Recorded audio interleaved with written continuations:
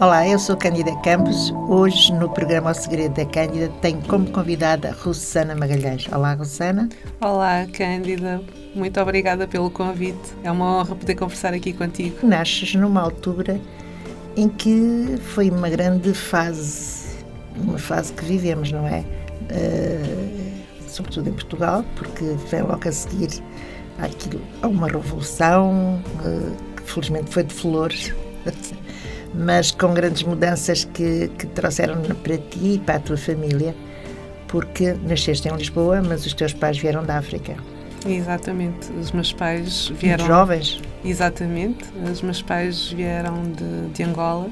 Eu já vinha fabricada. As raízes são de lá. Eu já vinha na barriga da minha mãe, portanto a minha mãe vinha grávida de 4 meses. Eu já nasci aqui em Portugal. Mas sim, viviam-se tempos de grande mudança e a minha família também, ao mudar de país, ainda teve também essa mudança adicional. Claro.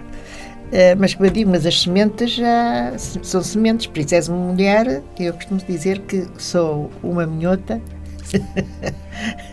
com raízes africanas e por isso também, de facto, mas tu também com sementes africanas, se vens aqui já germinar, mas vieste germinar em Portugal.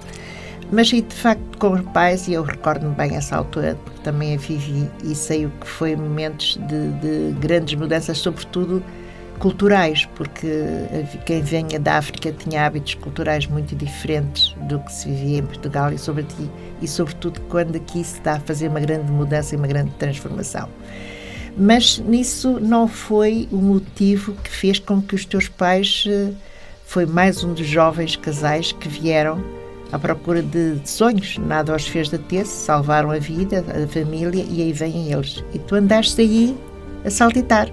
Exatamente, portanto, aos 6 anos,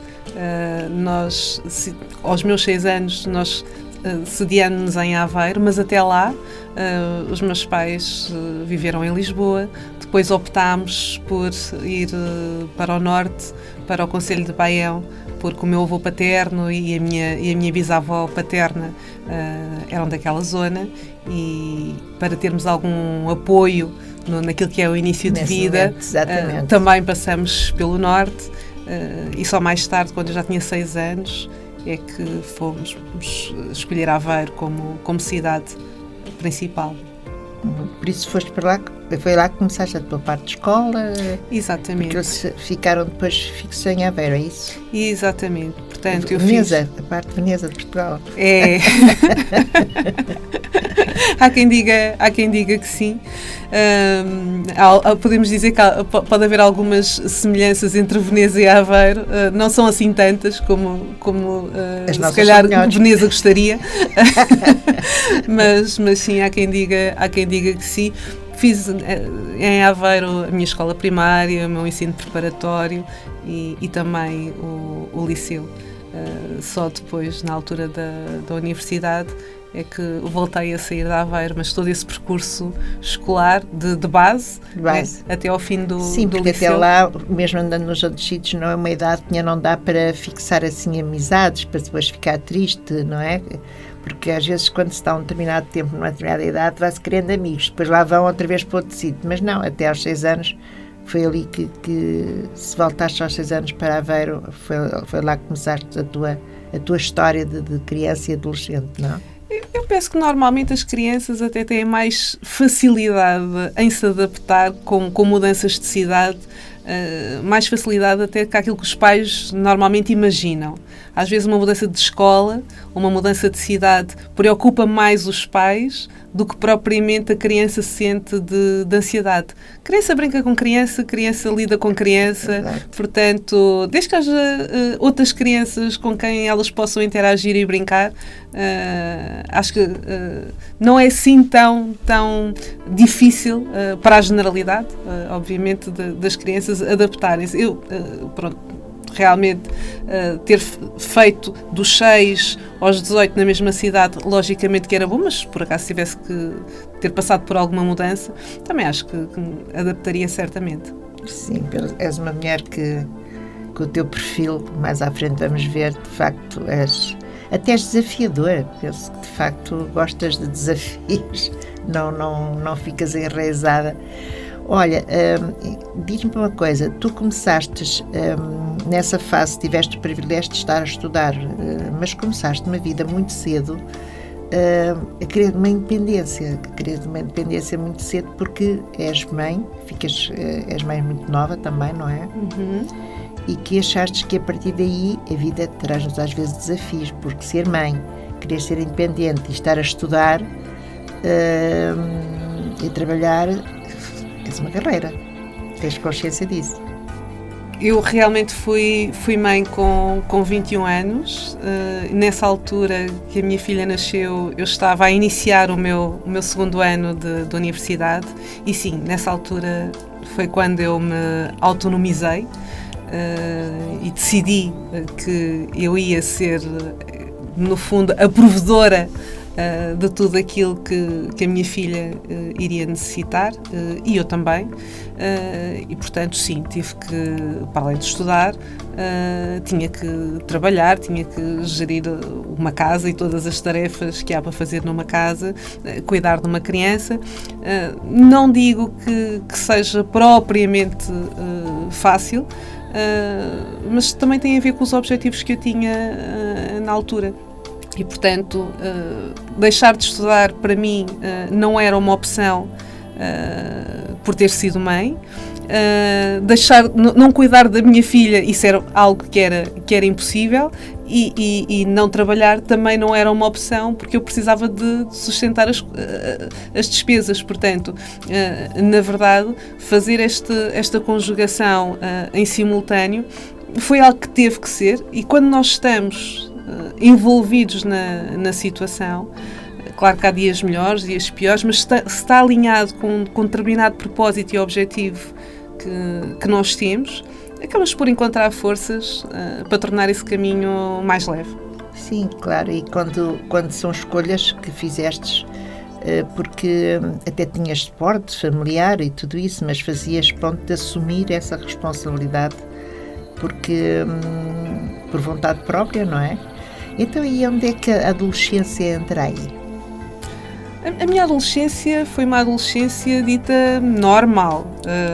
Os meus pais eram ambos funcionários públicos, tínhamos uma vida estável, normal.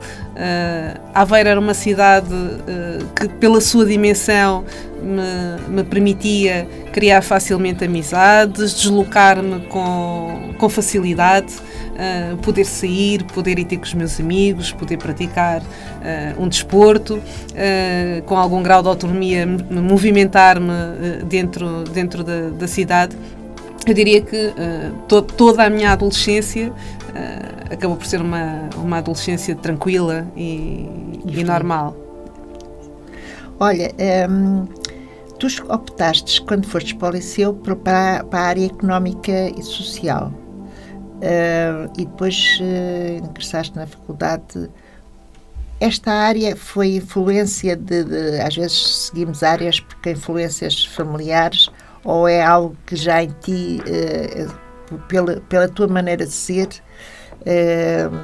entra aqui a parte de gestão, de rendimento, de prosperidade financeira, como é que se faz, como é que isto se pode gerir, ou foi uma vontade própria, ou foi influência de facto familiar ou de alguém da família? Por acaso, a minha parte familiar é muito mais ligada à saúde, e eu posso te dizer, Cândida, que ter ido para uma área de económico-sociais até foi um mero acaso.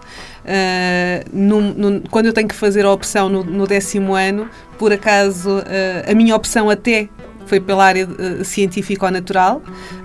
No entanto, após conversa com um psicólogo da escola, já eu estava no 10º ano, o psicólogo é que me disse: olha, eu acho que tu tens jeito para ser assistente social.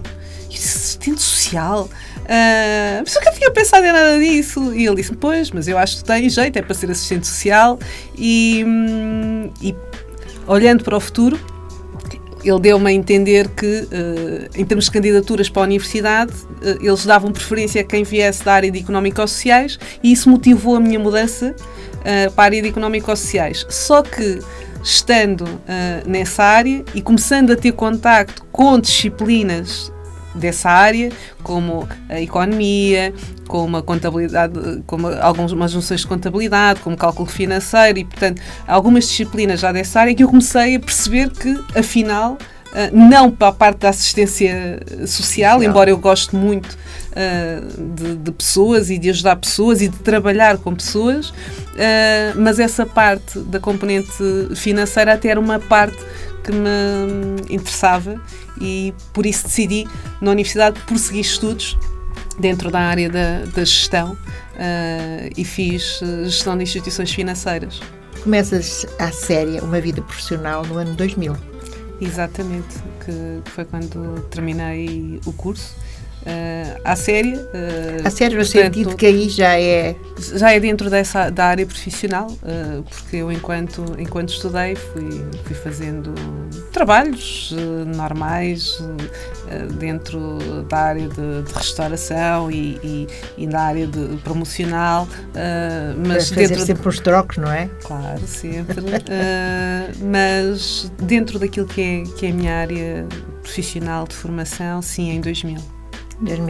Que foi na parte de seguros, banca, toda essa parte, não é? Eu iniciei na banca, só mais tarde é que eu passei para o setor segurador. Aliás, no setor segurador, o primeiro contacto que eu tenho com esse mundo até foi como agente de seguros. Só em 2007 é que eu, nesse mundo, entro para uma companhia, como funcionária de uma companhia, e a fazer carreira dentro de uma companhia de seguros. Há uma área de seguros, os seguros têm sempre várias áreas, eu vejo, não é que eu percebo, mas vejo pelas minhas necessidades, e que hoje faz seguro até, inclusivamente, ainda bem para os animais, porque tenho lá 2 em casa, que é uma fortuna que se gasta. Mas, de qualquer das maneiras, uma das coisas que o teu currículo indica é que uma das áreas de seguros é o ramo vida, não é? Foi a área que mais te fascina. Exatamente, ou seja, as primeiras seguradoras onde eu trabalhei eram seguradoras generalistas, onde tinham todo o tipo de oferta, inclusivamente a oferta para os cães e para os gatos, mas nos últimos 6 anos eu abracei um projeto numa seguradora especializada apenas no ramo vida, onde nos dedicamos em exclusivo àquilo que é a proteção das famílias, e é uma área muito importante nos dias de hoje, que é a área da complementaridade de reforma, que olhar para este assunto não é uma opção, e, portanto, é uma área que precisa de ser trabalhada, e a minha missão muitas vezes é ajudar as famílias, as pessoas, a cautelarem também essas vertentes da sua vida. Tudo bem tratarmos e protegermos os nossos animais de 4 patas, mas a família, os nossos filhos, ou as outras pessoas que dependem de nós, quem nós amamos, tem que estar em primeiro lugar, e o nosso futuro também. Sana, mas a ideia que eu tenho é que eu lembro-me, numa determinada época também profissional, havia quase todas as companhias que tinham essa questão. Hoje vê-se mais ligadas àquilo que é a nível das empresas, a nível do automóvel, a nível de várias coisas. Mas a nível de vida, ao seguro de vida, pronto, qualquer pessoa tem um seguro de vida, é se morrer, deixar alguém. Mas essa parte que chamavam complemento de reforma, não sei se era assim o nome correto ou quê, hoje quase que não se vê ofertas a esse nível não é qualquer seguradora hoje que tenha esse ramo, ou está e tem outro nome que nós não conhecemos. Olha, só para desmistificar aqui primeiro uma questão, Cândida, ao contrário daquilo que se calhar nós pensamos, a maior parte das famílias portuguesas não tem um seguro de vida, infelizmente. A maior parte das famílias portuguesas o que tem é uma apólice que foi subscrita no âmbito de um financiamento bancário e quando o fez, o banco obrigou-a a fazer um contrato em que diz que, olha, se acontecer alguma coisa, está aqui um contrato que garante que aquilo que tu me deves, eu vou receber. Portanto, não se pode dizer que isto protege uma família. Uma apólice de seguro de vida deve servir para garantir a solvência do meu agregado familiar se eu amanhã desapareço e não estou cá para contribuir mensalmente com aquilo que é o meu rendimento e o meu salário para que os meus filhos possam continuar a estudar ou a ter uma vida dentro daquilo que é a normalidade e as oportunidades que queremos para eles. Esse tipo de apólice, infelizmente, a maior parte dos portugueses não tem. Falando do complemento de reforma, a maior parte das seguradoras, de alguma maneira, ainda vai tendo oferta nesse âmbito. Umas vão tendo uma oferta mais especializada, mais aprofundada, porque são dedicadas apenas a esse ramo, que é o caso da seguradora onde eu trabalho. Outras, de uma forma um bocadinho menos presente e menos patente, porque este é um mercado que dá trabalho trabalhar.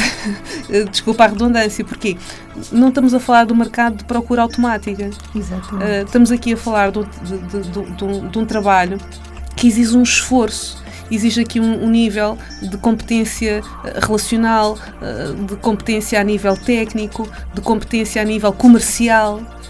E de própria competência de despertar nas próprias pessoas esse sentido de que nada está seguro e que elas têm que pensar um bocadinho, de facto, na família e nelas próprias, não é?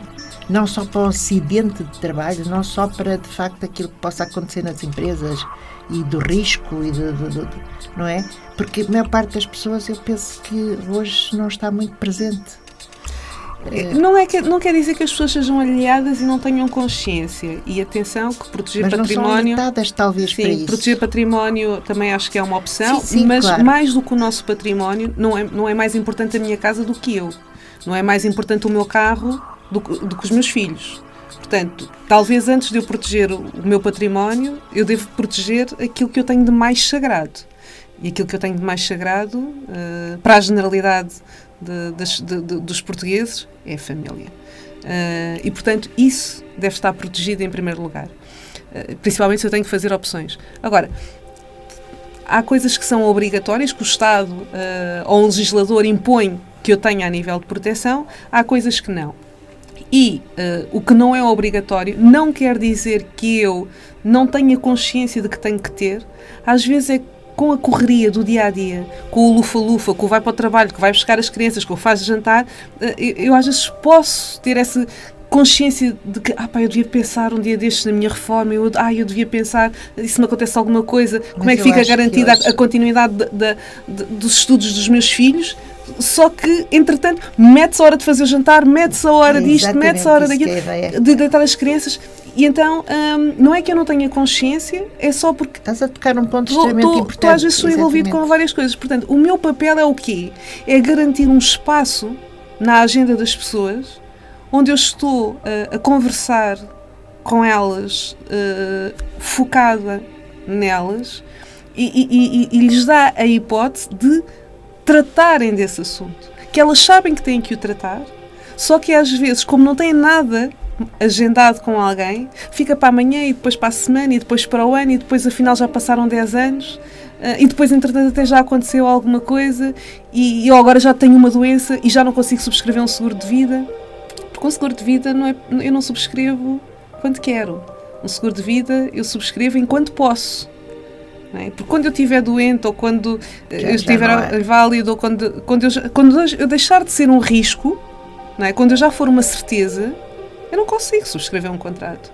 Portanto, é enquanto eu posso. E a minha missão é muito essa. Às vezes é sentar-me com as pessoas e fazer-lhes algumas perguntas que as ajudam a refletir e é fazer com que elas encontrem espaço na vida delas para levá-las à reflexão, exatamente. prosseguimento desse assunto, que para elas é importante. Sobretudo porque nós sabemos que as pessoas cada vez mais, graças a Deus, o índice de vida é maior, não é? E de facto, mas há um tempo em que as pessoas têm mesmo que parar. Exatamente. E depois, o que é que acontece até parar? E o tempo vai evoluindo e os estudos, segundo indicas, podes indicar aqui de facto como é que será daqui a 10 anos a nível da reforma das pessoas. Olha, aquilo que está como idade de esperança média de vida atualmente são os 83 anos e isto vai ter tendência a aumentar. Ou seja, hoje em dia as pessoas reformam-se e arriscam-se a viver mais 20 ou mais 25 anos ou mais 30 anos. Muitas vezes a grande questão é: vou viver do quê?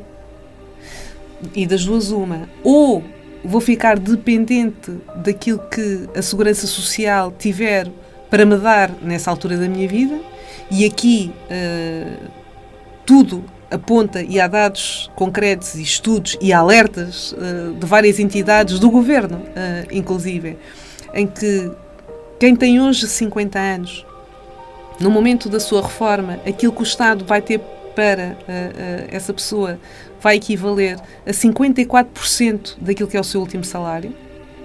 Para alguém que está hoje na faixa etária dos 40 anos, estamos a falar de 44%. E para quem tem hoje 30 anos, ou para quem está hoje com 20 anos a iniciar a sua carreira profissional, o cenário é ainda mais assustador. Portanto, ou eu fico dependente exclusivamente para viver a minha vida só com aquela verba, ou, por outro lado, se eu quero manter o meu padrão de vida, pelo menos de classe média, como sempre vivi, não é? E não quero ser um pobre nos meus últimos dias. Exatamente. Não é? Só tenho aqui uma solução, que é eu próprio, em termos privados, ir fazendo aquilo que os nossos avós chamavam de um pé de meia. Não é? No fundo, formar um capital, ter aqui uma bolsa de ar para um dia mais difícil, ou para um dia em que eu não tiver capacidade para gerar dinheiro da mesma maneira, mas quero, obviamente, manter o mesmo padrão, ou até poder desfrutar de outras coisas que a idade ativa, se calhar não tive tempo para usufruir delas, e agora se calhar tenho. O que tu estás-me aqui a dizer é algo que eu comungo perfeitamente contigo, porque é isso também que eu penso e espero poder usufruir dessa linha de pensamento que eu digo também às pessoas. Porque o ser humano, pela lei da vida, ele cresce com determinadas regras e fases que tem que se passar. Quando é criança tem que estudar, tem que ir fazer o seu curso, depois tem aquela fase da carreira, depois tem a fase dos seus sonhos realizar na carreira, ter a casa, ter uma qualidade de vida, depois vem a família e os filhos, a faculdade dá-lhes aquilo, tudo que eles puderem, tiveram, ou melhor ainda, nunca tendo na sua mente que quando chegar aos 60 anos, toda essa fase, é como se a vida fosse programada até àquela fase dos 65, 70 anos, ok? Parece que depois daí a vida acabava aí. E pronto, e aí o ser humano tinha todo esse percurso a fazer.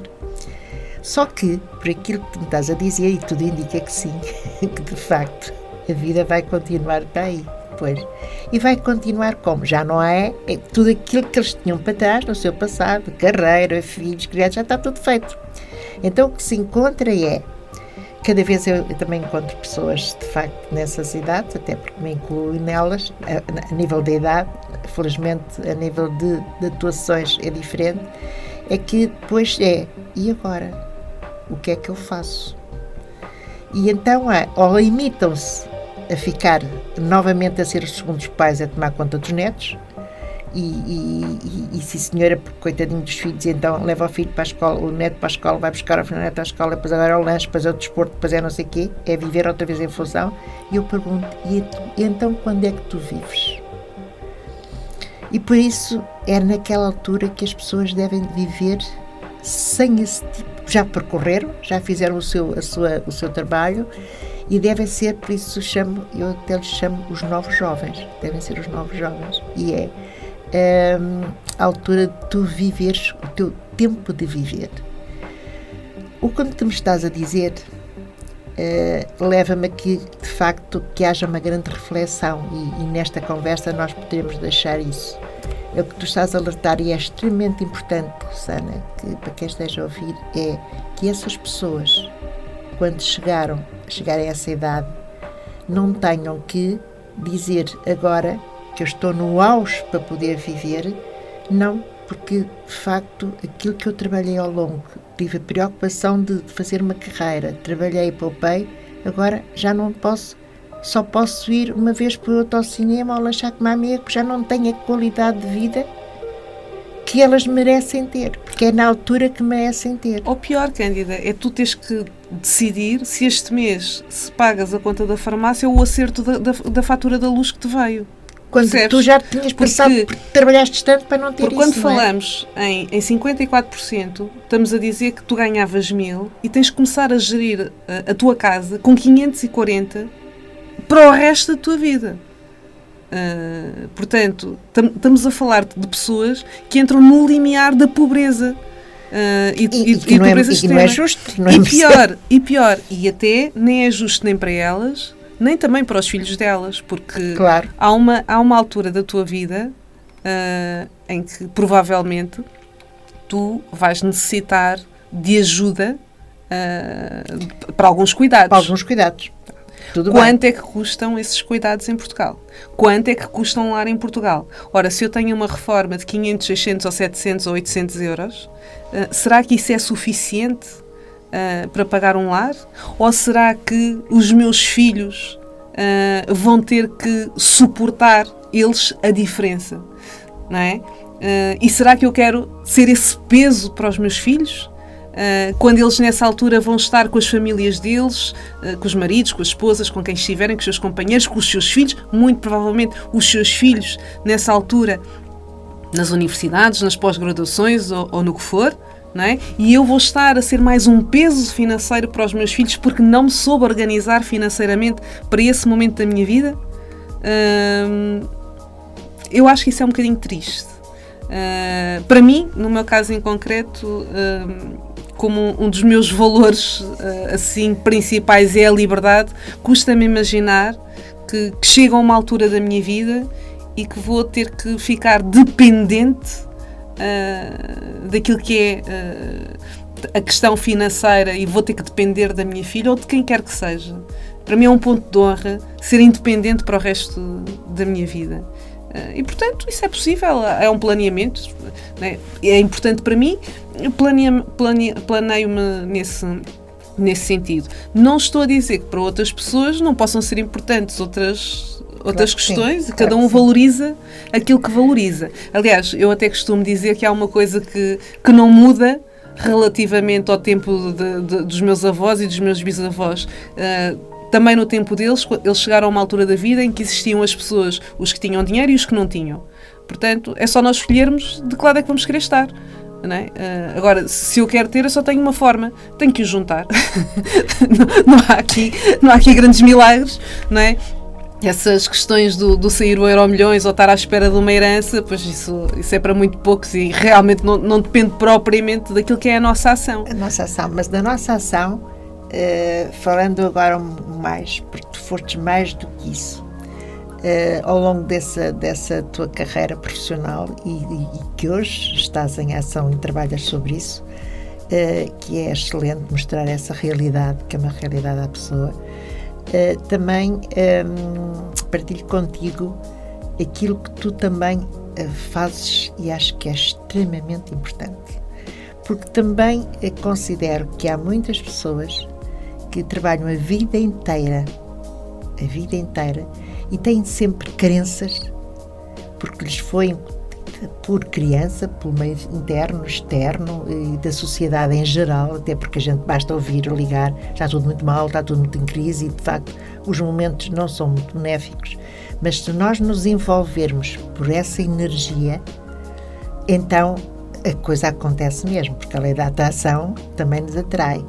Ora, e a tua parte científica de estudares isso e de mostrares às pessoas a parte profissional, da parte profissional é excelente mostrares isso, mas também pergunto-te, tu fizeste depois uma formação que eu concordo contigo a 100%, porque também acredito muito nisso, que é também mudar o mindset das pessoas, ok?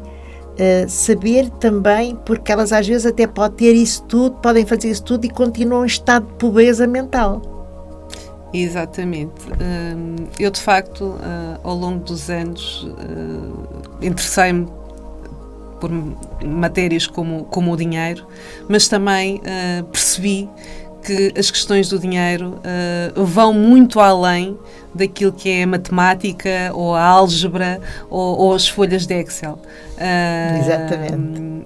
O que realmente está por trás daquilo que é a generalidade do sucesso ou do insucesso financeiro tem muito mais a ver com a minha relação com o dinheiro do que propriamente do quão é o meu nível de capacidade de gerar dinheiro, ou o meu nível ou capacidade de aforro, ou o meu nível de conhecimentos matemáticos. Porque se eu acreditar que ter dinheiro é uma coisa má, que o dinheiro é uma coisa que transforma as pessoas para um lado negativo. Ou o dinheiro só os outros é que o têm. Exatamente. Eu vou fazer de tudo. O meu cérebro vai encontrar várias maneiras de conseguir afastar o dinheiro da minha vida e isso vai fazê-lo através dos meus comportamentos. Portanto, o ambiente em que nós vivemos, sim, condiciona, porque acaba por nos enraizar algumas coisas e vai, nomeadamente, criar-nos crenças que vão obviamente afetar os meus valores e essas crenças e esses valores vão condicionar aquilo que são as minhas ações e logicamente que isso vai se traduzir num determinado resultado. E portanto, em primeiro lugar, temos que ter muito cuidado com o ambiente que nos rodeia. Como já dizia o Jim Rohn, nós somos a média das 5 pessoas com quem mais convivemos. E atenção, eu não estou a dizer que nós não devemos olhar para o lado e se entendermos que há ali pessoas que até são o meu pai ou a minha mãe, não estou a dizer deixem de falar com o pai, deixem de falar com a mãe, não é isso. Não é isso, mas se eu, por exemplo, sou a média dessas 5 pessoas em termos de relacionamento, em termos de dinheiro, em termos de amizades, em termos de conhecimento, portanto, em tudo, e se eu quero passar para um outro patamar, sim, eu se calhar vou ter que escolher um ambiente diferente. Não estou a dizer que deixe de me relacionar com estas pessoas, mas se calhar há assuntos que eu tenho que me saber rodear de outras pessoas e não preciso me rodear delas pessoalmente. Ou seja, eu posso ver um vídeo, eu posso ler um livro, eu posso ter contacto hoje em dia com muitas mentes, eu posso modificar posso condicionar o meu ambiente sem até conhecer diretamente essas pessoas. Não é? Claro que sim, até porque hoje os meios que mais se usam são os meios tecnológicos. Estamos aí a falar que quantas pessoas nós estão diariamente a fazer pelo mundo inteiro. Temos a vantagem que nós estamos a falar aqui só para o nosso país, mas para todo o mundo, não é? Porque efetivamente é aquilo que tu pensas, ou seja, um pensamento é aquilo que nós verbalizamos. E se eu tiver um pensamento que efetivamente de escassez, eu só atraio escassez. Sim, é verdade. E isto impacta em muitas áreas depois da nossa vida. Não é? Impacta, por exemplo, nos nossos relacionamentos. impacta na forma como nós interagimos com os nossos colegas de trabalho, com os nossos amigos, com aquilo que nós transmitimos aos nossos filhos, que vão ser a sociedade do amanhã. Portanto, sim, nós temos que ter muito cuidado com as sementes que plantamos na nossa cabeça, porque, Cândida, com toda a consciência, elas germinam, elas não é? E se eu plantei uma laranjeira, ela não vai dar abacates. Deixa-me fazer-te uma pergunta que tu estás a falar e eu sempre aqui, a minha cabeça, sempre a pensar também, por experiência própria, por verificar isso, e faz ressonância em mim. Quando tu explicas a uma pessoa, e voltando aquilo ao tema que estás a dizer, a nível da poupança, a nível do seguro, e que pode ser o mais variado possível, não é? Desde 10 a 20, 30 ou 50, aquilo, tu tens esse trabalho de explicar à pessoa, não é? É em função daquilo que tu podes. Automaticamente, se essa pessoa não estiver alinhada com aquilo que tu estás a dizer, por isso isto conjuga um bocado com aquilo que estamos a dizer, para isso funcionar, não achas que é importante a pessoa estar alinhada também com aquilo que tu estás a dizer? O que é que tu colocas, qual é a energia que tu colocas a nível da escassez ou da abundância? Porque se tu estiveres a falar com essa pessoa e se essa pessoa tiver também, quase terás que fazer aqui um trabalho simultâneo, não é? Esse teu conhecimento que tu tiveste tanto, como eu digo, a nível da poupança financeira desse trabalho e de mostrar a realidade, que também estar a fazer um trabalho simultâneo, ao mesmo tempo dessa pessoa acreditar que isso é possível e que se ela fizer, o rendimento dela até aumenta de uma certa forma, porque depois ela já está preparada para acreditar que tudo pode acontecer. E ela vai fazer um grande papel também nisso. Ela também, porque tu podes ser uma boa gestora, eu digo isto sempre, tu podes ser uma boa gestora ou tu podes ser uma excelente profissional, mas se a pessoa não estiver aberta e não estiver preparada e aceitar que isso é possível, fazer acontecer, é que um bocadinho... Cândida, é assim, em termos de produtos seguradores, é lógico que eu vou sempre trabalhar de acordo com aquilo que é o perfil da pessoa e com aquilo que é a capacidade económica dela e daquilo que é o contexto dela e daquilo que são as preocupações e os objetivos futuros de cada um.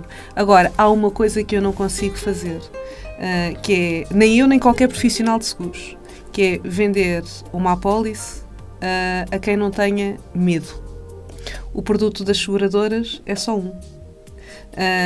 medo.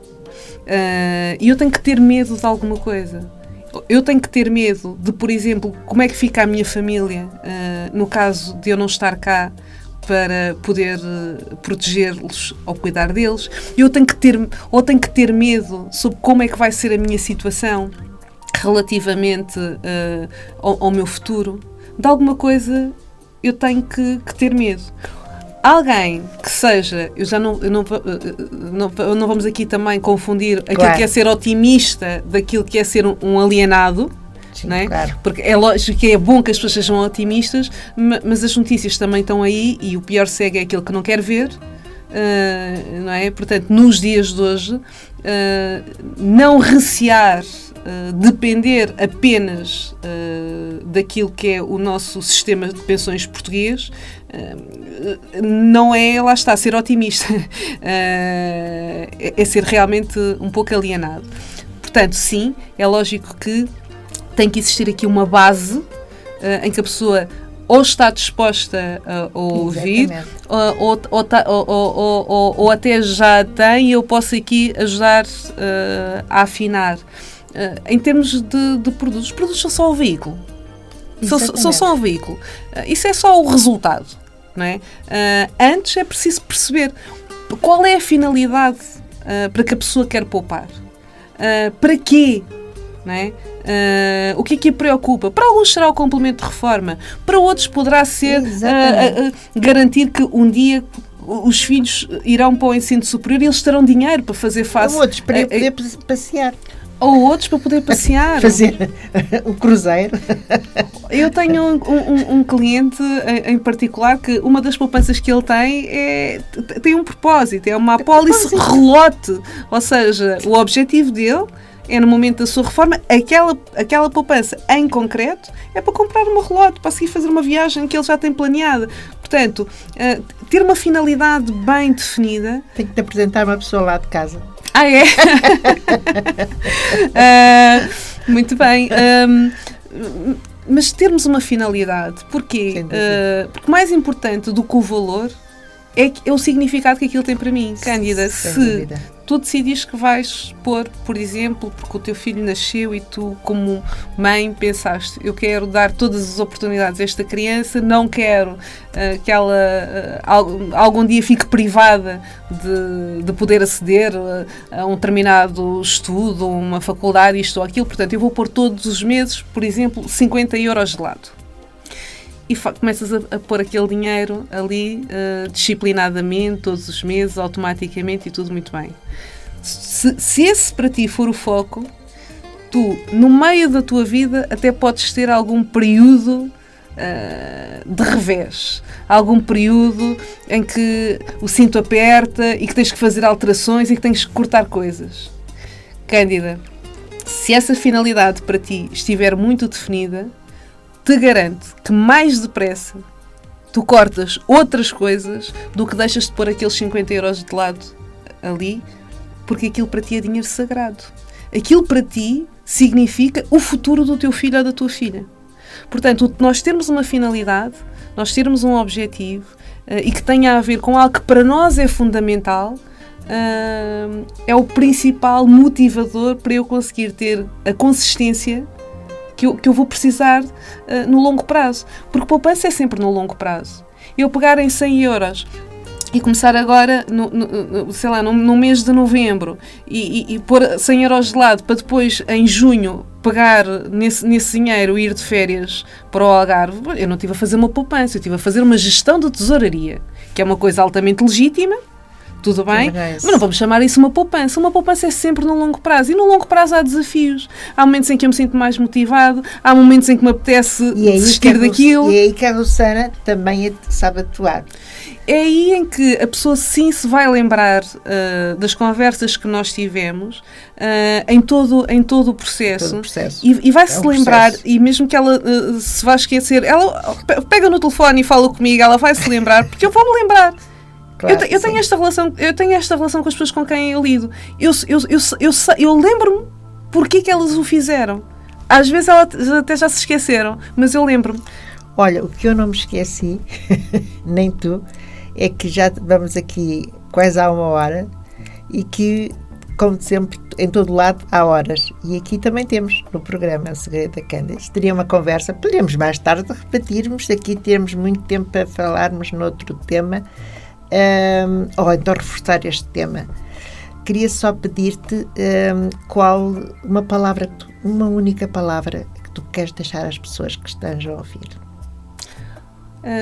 Uma palavra, eu acho que gratidão, acho que é a primeira base que as pessoas para terem até algum caminho de prosperidade devem ter, ou seja, focarem-se naquilo que têm e não naquilo que não têm, e a partir do momento em que se percebem do quão já afortunados são, passam a ser ainda mais generosos com o mundo, e quanto nós mais damos, mais depois o mundo nos dá em troca também. Acredito nisso. Eu também te quero te dar aqui uma mensagem do Segredo da Cândida, que tu levas daqui uma mensagem do Segredo da Cândida. À tua frente tens aí um baralho de cartas, podes espalhar. Só veja um baralho, mas isso aí estão várias cartas de várias cores, só vendo as imagens, espalhas de maneira que não vejas o que esteja escrito, porque todas elas têm uma mensagem. E agora te deixa percorrer os teus olhos pela imagem que te toca, e de repente o teu coração diz: é esta. A intuição entra em ação. Tu gostas de cor, gostas de flores, gostas de imagem, já escolheu. Sim, aqui o girassol. É o girassol? Então, nesse girassol tens uma mensagem. Ora, tenho sim. E Cândida, isto sem óculos é um bocadinho mais complexo. Ora, vamos cá. É desafio. Desapego, esta eu consigo, sem óculos. Agora, eu estou sempre pronto para ajudar o meu próximo a viver feliz e em plenitude, oferecendo-lhe ajuda e amizade, compreendendo ao mesmo tempo que cada um tem o direito a fazer as suas próprias opções e a viver a vida de acordo com os seus sonhos. Permaneço como um observador desapegado, aceitando o rumo dos acontecimentos. Olha, nem mais, nem menos. Toda a gente diz isso, porque isto é maravilhoso. Quando nós, às vezes, pomos... se por vezes isto vale para quem vale, e para mim vale, e para quem tiver ouvido também, se fizer sentido. Todos os meus convidados que tenham passado aqui no programa da Cândida, quando chegam ao fim de ter essa mensagem, ela é a resposta para a pessoa que esteve aqui à minha frente, com a autenticidade, que aquilo que lhes vai no coração, que a mensagem que elas deixam, que é a sua própria história.